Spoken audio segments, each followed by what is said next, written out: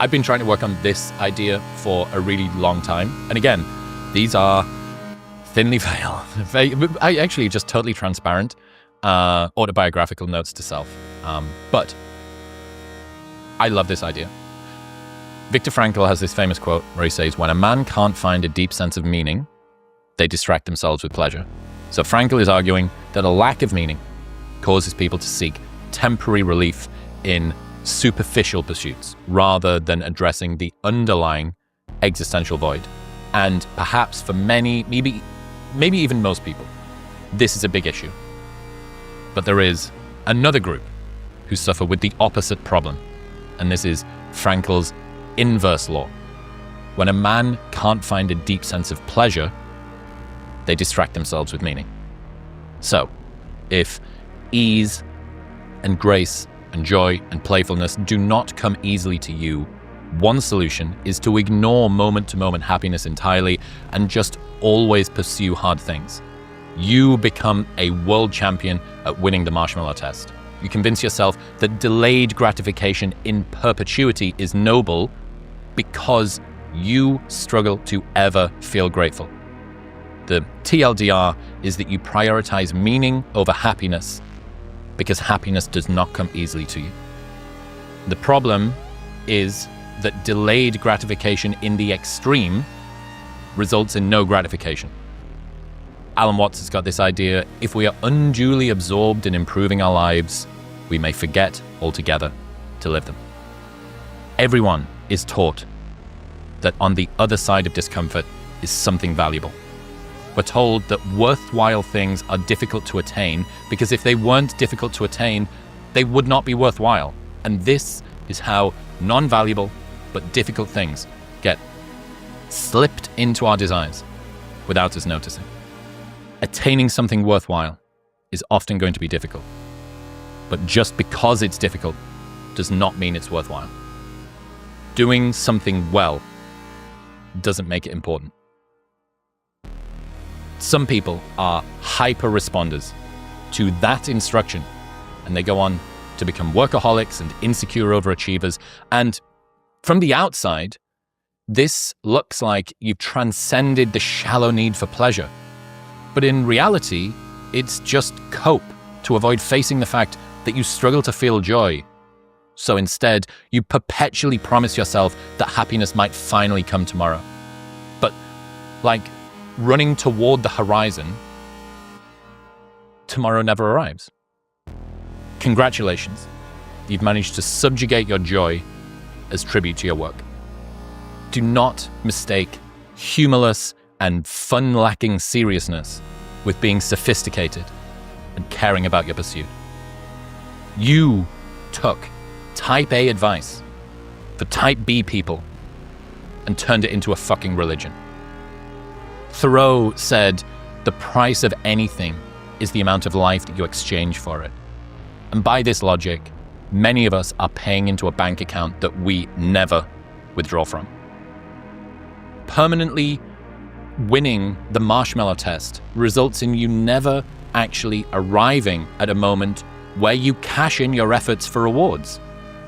And in anticipation, this sounds like building up to some amazingly impressive moment which will make all the pain worth it.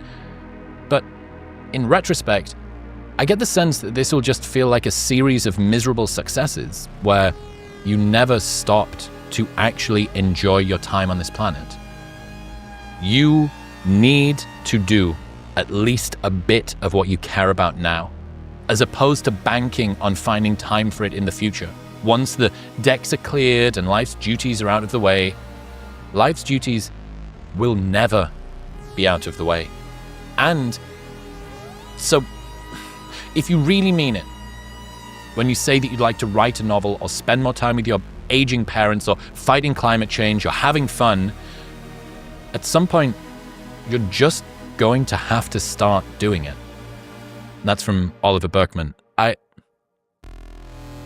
This is a suite, I guess, of challenges that we're talking about today, and a lot of them are in tension with each other, right? This sort of desire for drive whilst realizing that it's a coping mechanism, this need for inspiration and aspiration, whilst also realizing that compassion is something that's important.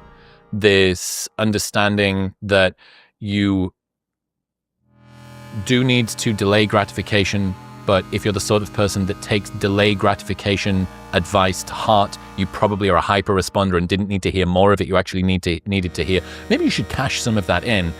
But I think that idea, that Frankl's inverse law, when a man can't find a deep sense of pleasure, they distract themselves with meaning. I see in a lot of my friends that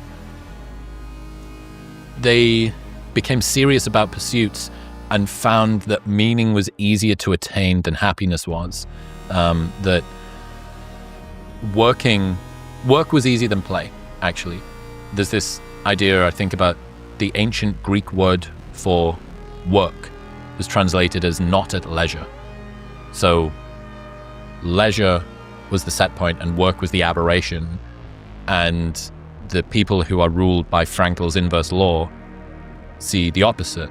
They see work as the set point and leisure as the aberration. And again, like letting go of this, like fuck, like I want to build the life that I want. I want to get out of the country or the fucking culture or the wealth bracket that I've been born into or that I fell into or that I stumbled backward into. I have to create this special kind of monster inside of me in order to be able to do that. And yes, you do.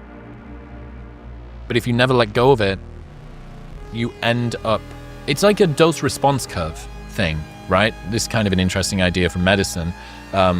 Some, maybe most drugs have a dose response curve. You can see it's kind of a U like that. Too little and not much happens. The right amount and something happens. Too much and something bad happens. Like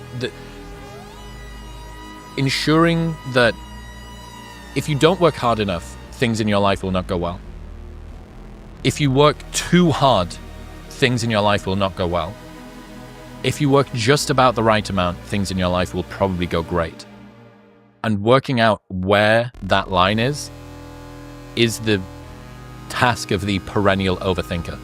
The insecure overachiever has to always be asking the question, do I need to put my foot on the gas more or less?